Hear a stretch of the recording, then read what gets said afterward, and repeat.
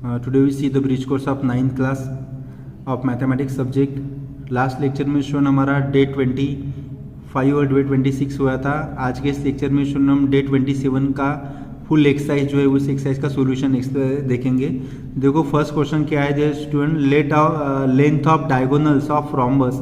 Rhombus यानी क्या होता है student, all sides are equal.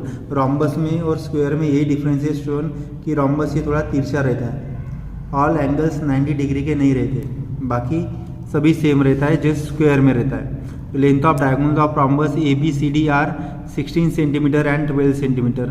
तो डायगोनल्स यानी एक ये डायगोनल से और ये डायगोनल से, तो ये 12 सेंटीमीटर है स्टूडेंट और ये 16 सेंटीमीटर है. ठीक है, तो diagonal of rhombus bisect each other and perpendicular to each other.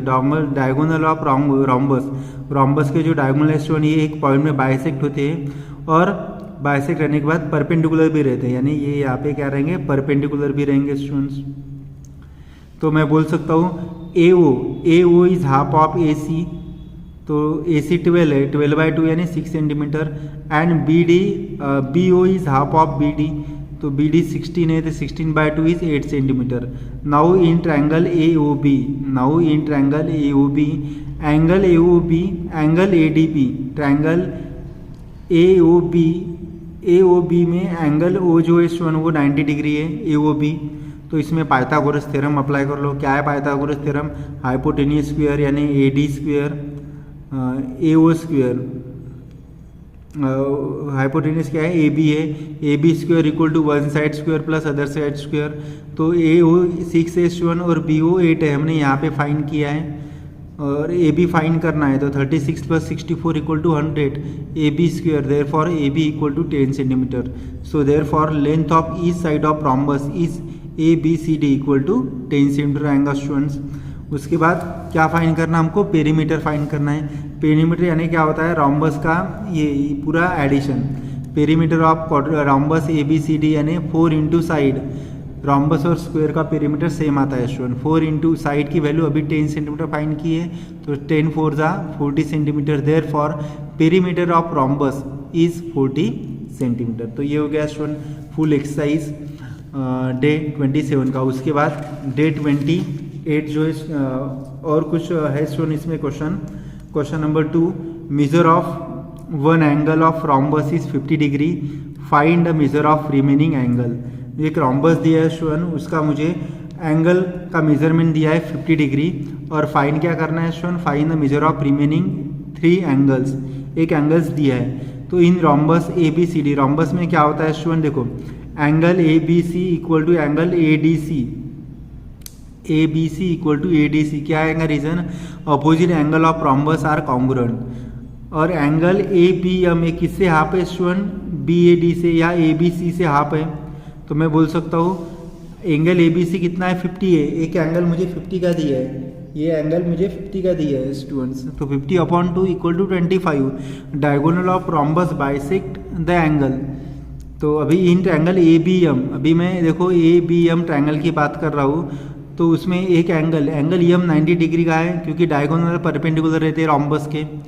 तो इसमें टोटल मेजरमेंट कितना है ट्रायंगल का, 180. Angle A plus angle M plus angle B equal to 180. तो angle A plus angle M 90 plus angle B 25 equal to 180. Therefore angle A equal to 180 minus 115. Therefore measurement of angle A equal to 65 degree. Now measurement of angle B A D. देखो यहाँ पे measurement of angle B A D equal to मैं लिख सकता हूँ 2 times of angle B A M. Reason diagonal bisect the angle.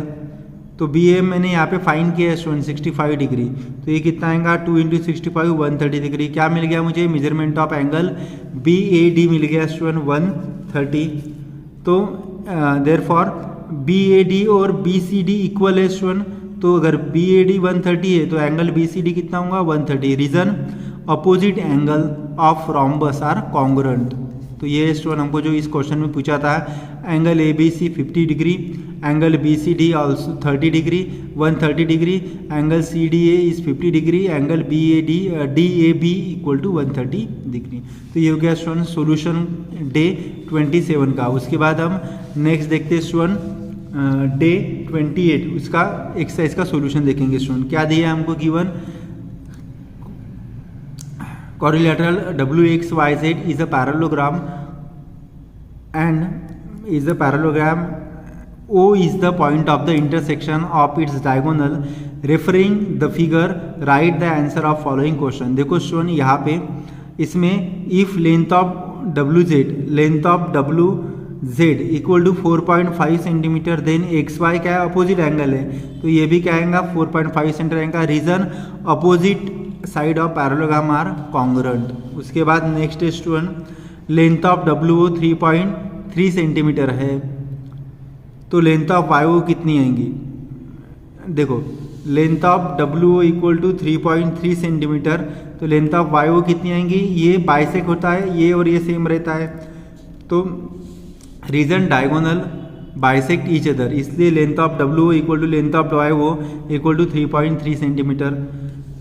Third question, if length of YZ equal to 8.2 centimetre, then length of XW equal to length of YZ और length of YZ और length of